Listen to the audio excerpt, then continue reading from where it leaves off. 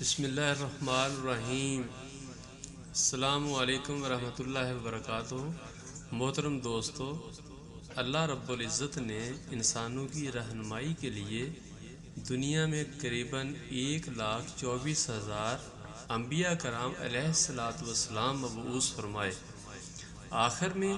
امام الانبیاء خاتم النبیین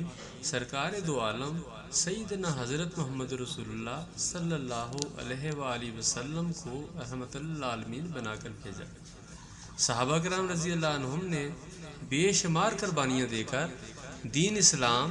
دنیا میں پھیلایا۔ پھر اسی پیغام کو پوری دنیا میں پھیلانے کے لیے تابعین، تبع تابعین، ائمہ اعظام و علماء کرام رحمت اللہ علیہم نے اپنی اپنی بساط کے مطابق کوششیں کی۔ انہی کوششوں کی وجہ سے الحمدللہ آج ہم مسلمان ہیں۔ اس منزل کے بارے میں حضرت مولانا محمد زکریا رحمۃ اللہ علیہ کے صاحبزادے حضرت مولانا محمد طلعہ کاندھلوی رحمۃ اللہ علیہ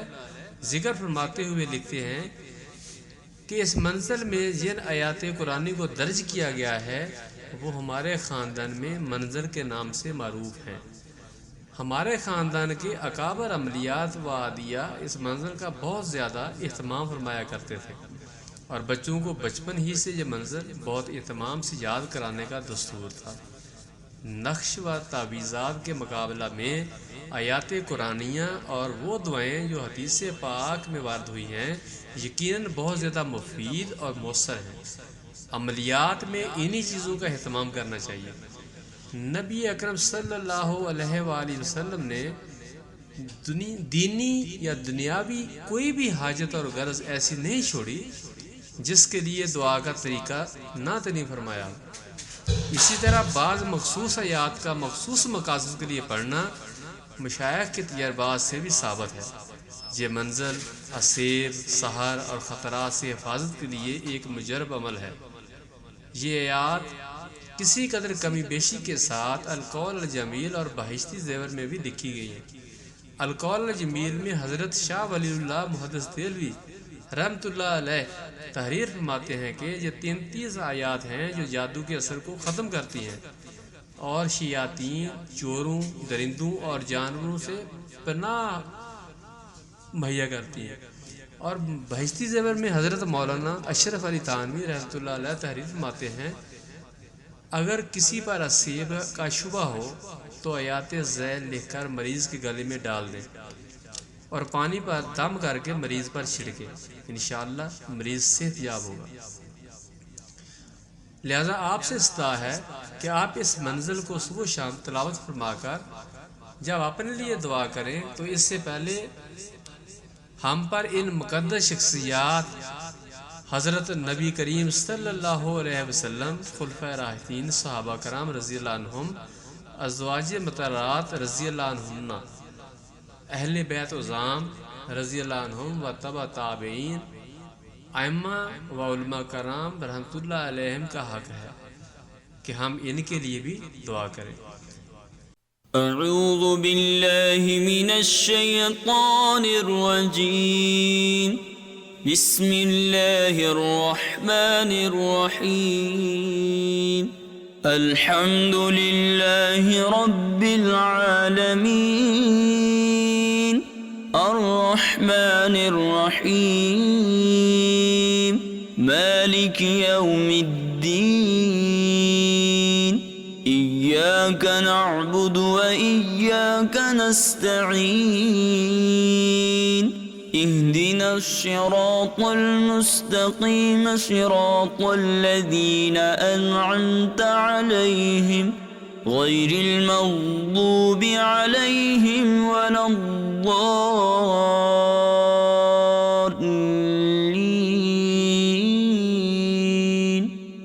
بسم الله الرحمن الرحيم، ألف لام ميم، ذلك الكتاب لا ريب فيه هدى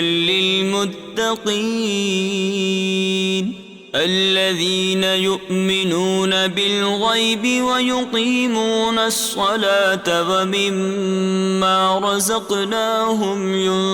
ينفقون والذين يؤمنون بما أنزل إليك وما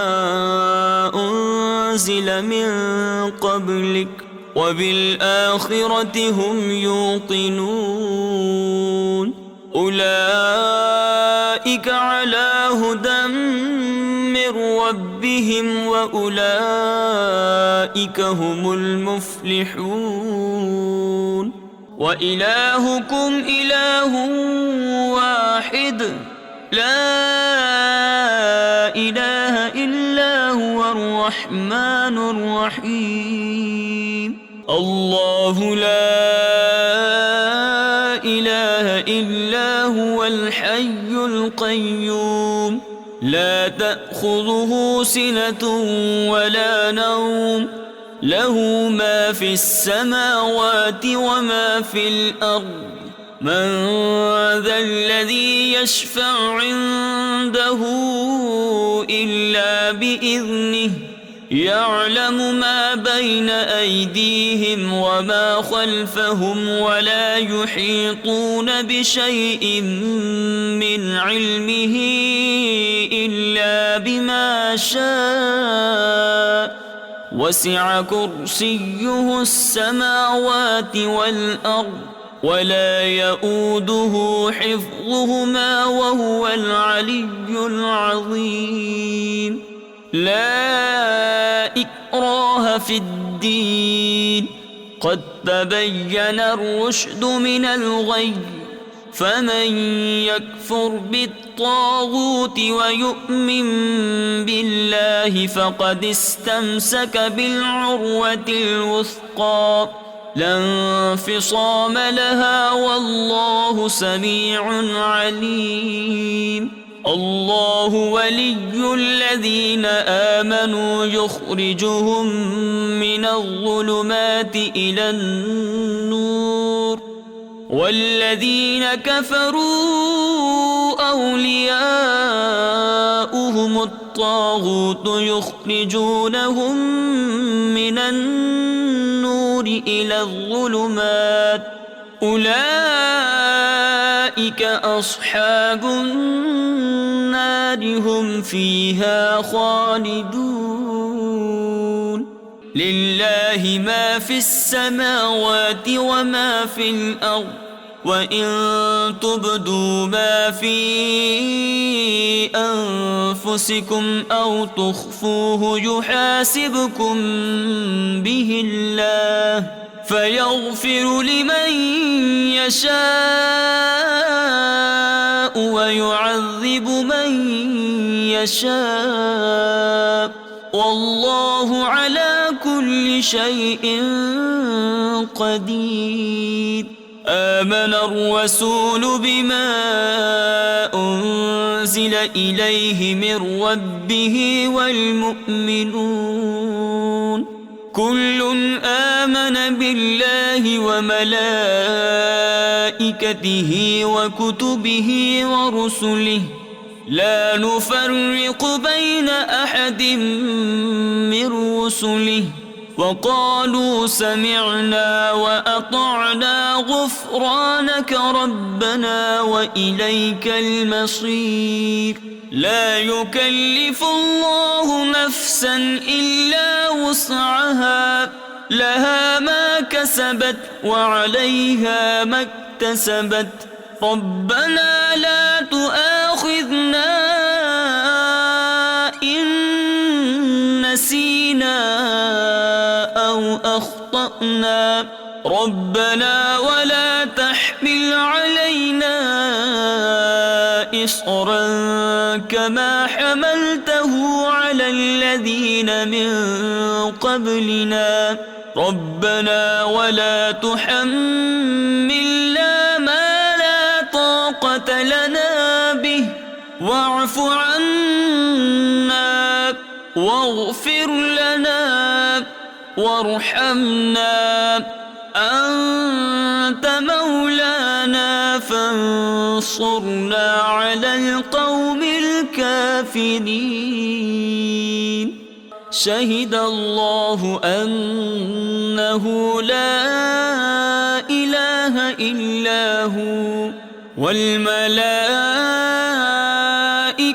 وأولو العلم قائما بالقسط لا إله إلا هو العزيز الحكيم. قل اللهم مالك الملك تؤتي الملك من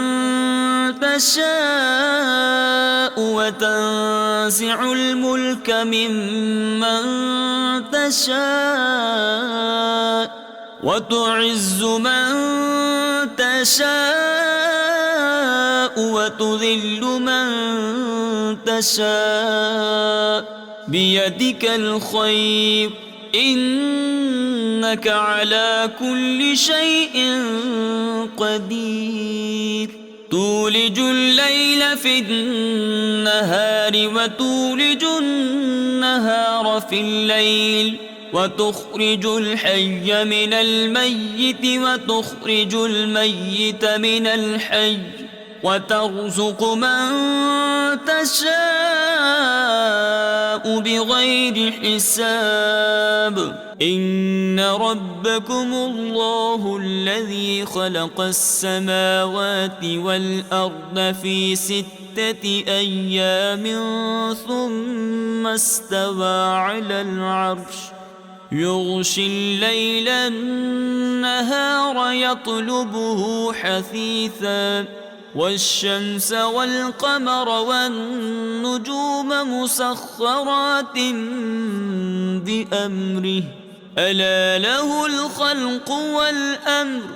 تبارك الله رب العالمين. ادعوا ربكم تضرعا وخفية إنه لا يحب المعتدين. ولا تفسدوا في الأرض بعد إصلاحها وادعوه خوفا وطمعا إن رحمة الله قريب من المحسنين. قل ادعوا الله أو ادعوا الرحمن أيما تدعوا فله الأسماء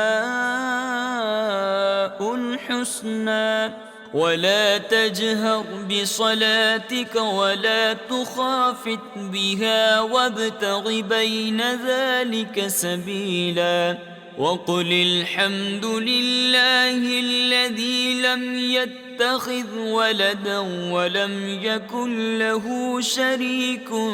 في الملك ولم يكن له ولي من الذل وكبره تكبيرا. أفحسبتم أنما خلقناكم عبثا وأنكم إلينا لا ترجعون. فتعالى الله الملك الحق لا إله إلا هو رب العرش الكريم. ومن يدع مع الله إلها آخر لا برهان له به فإنما حسابه عند ربه إنه لا يفلح الكافرون. وقل رب اغفر وارحم وأنت خير الراحمين. بسم الله الرحمن الرحيم. والصافات صفا فالزاجرات زجرا فالتاليات ذكرا إن إلهكم لواحد رب السماوات والأرض وما بينهما ورب المشارق إن إنا زينا السماء الدنيا بزينة الكواكب وحفظا من كل شيطان مارد لا يسمعون إلى الملأ الأعلى ويقذفون من كل جانب دحورا ولهم عذاب واصب إلا من خطف الخطفة فأتبعه شهاب ثاقب فاستفتهم أهم أشد خلقا أم من خلقنا إنا خلقناهم من طين لازب يا معشر الجن والإنس إن استطعتم أن تنفذوا من أقطار السماوات والأرض فانفذوا لا تنفذون إلا بسلطان فبأي آلاء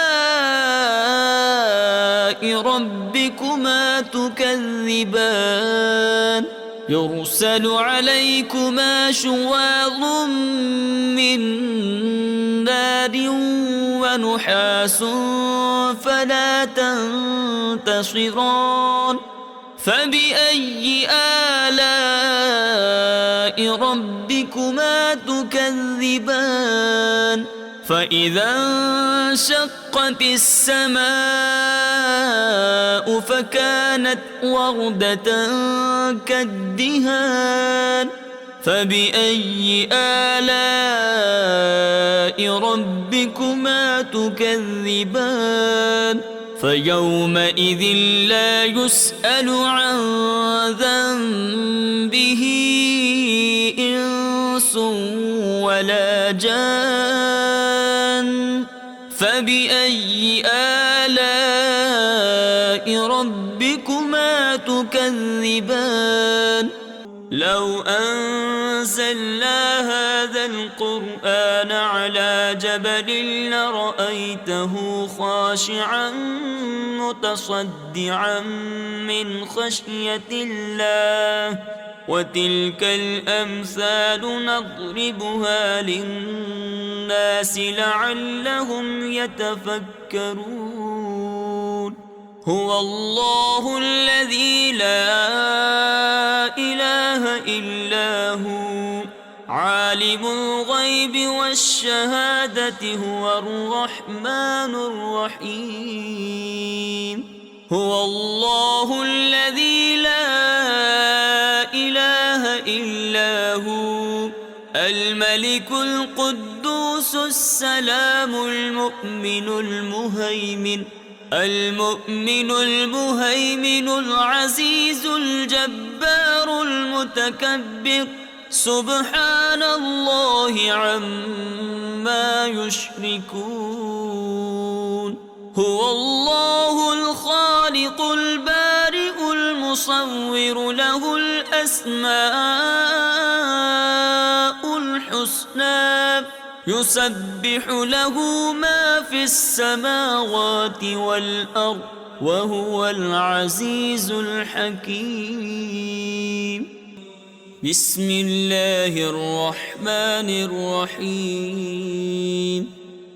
قل أوحي إلي أنه استمع نفر من الجن فقالوا إنا سمعنا قرآنا عجبا يهدي إلى الرشد فآمنا به ولن نشرك بربنا أحدا